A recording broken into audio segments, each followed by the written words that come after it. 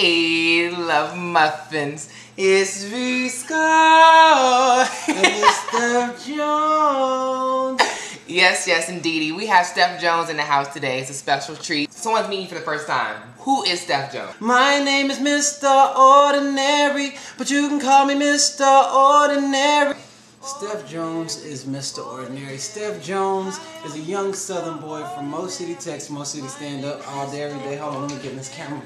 Yeah, and I just, I experienced so much in my lifetime, and I have so much to share. So I am exercising my rights to share with y'all my thought and experience through melody. People say I'm strange, but that's okay, I stay the same. So I don't really focus on how I can be different. I just focus on being myself, and I let the people decide what they want to decide. That's pretty much what it's about when it comes to Steph Jones and the positive energy, being yourself, life experience, and here you have it. I'm here today, making that music from my soul. Oh Lord! Kelly Clarkson, Eddie Murphy. My signature dance. Okay. You can do a little thug. Okay. I've always been trying to sing. I grew up in a household where my mom was a big fan of Shut Up. Even though she's a DJ, Your mom's a DJ? Yeah. Wow. Okay. 53 years old. Yeah, put you on blast, Mama Jones. Put you on blast.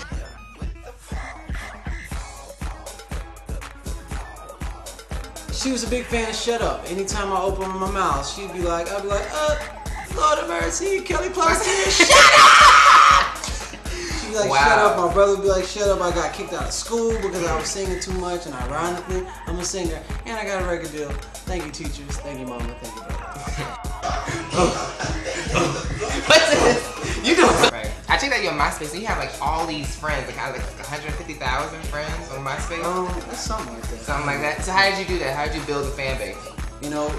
Way before I got my deal, and I just kept doing the same things that I'm doing now, showing them my true personality. It's not just about the artist thing behind closed doors, and showing them. And so gradually, people was like, Steph Jones, Steph Jones, Steph Jones, Steph Jones, Steph Jones. So it's like the word of mouth thing, kind of like lovebscott. Right.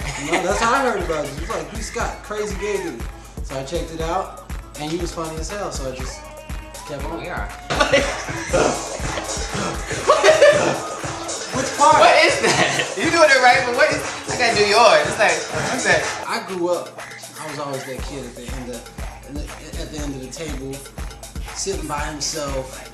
Because I was that kid at the end of the table, sitting by himself. Nobody wanted to see. I come from Texas, right?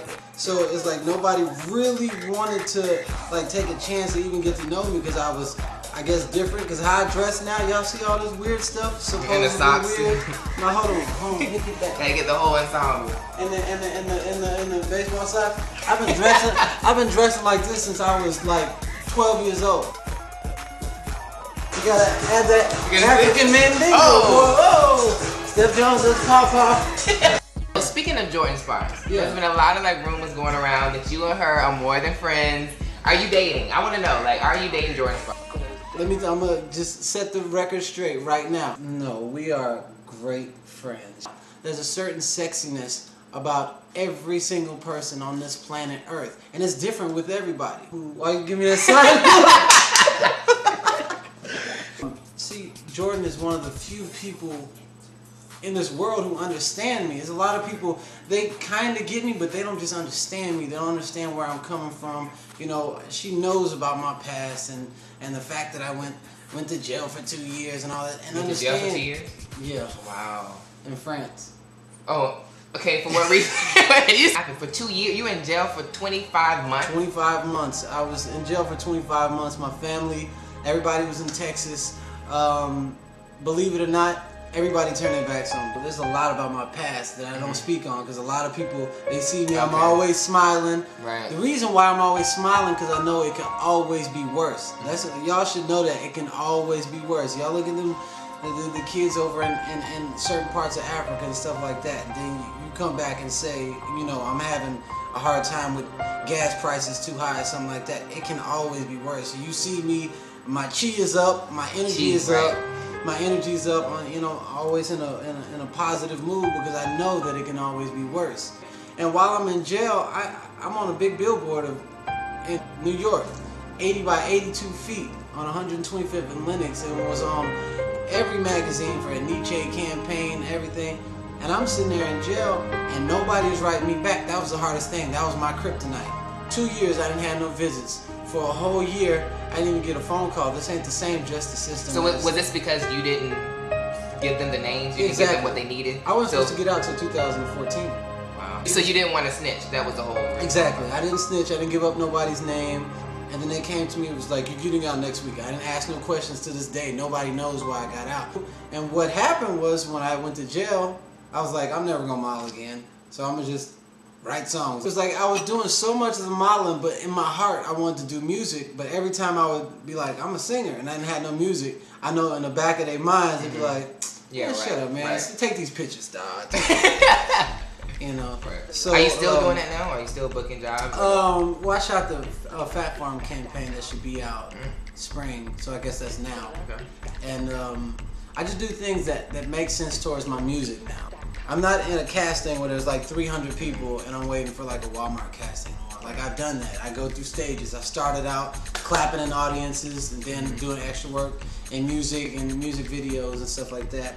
And then, you know, I elevated, and, you know, got to the top of my game when it came to commercials and big time print ads. And now it's time to fulfill my music, which is what I always wanted to do.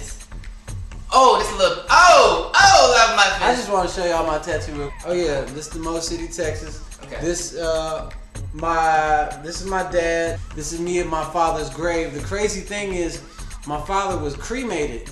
I kept having nightmares of me at his grave. I drew the dream, took it to the tattoo place, and my nightmares went away. That's Keith Haynes, Brian Crutcher, these people that lost their lives, Keith and Brian's two cats that I rode with, it signifies that their lives still live on within me. I'm a B-Scott chair. He done took over. Love my. See how they do me? They come to my apartment, take over. I invite them here to my humble abode. See how they do me? Listen to what I'm saying. I'm speaking that knowledge. If you just do you, then the people are going to feel what you say. And if they don't, then let them wake up and go to sleep like that. Right. Because haters gonna hate, but we're gonna continue to do us.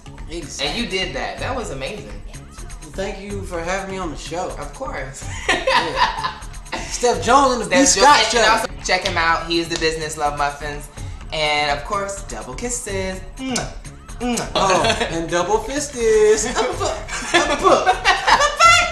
Love Muffins, please subscribe to my YouTube videos and log on to lovebscott.com.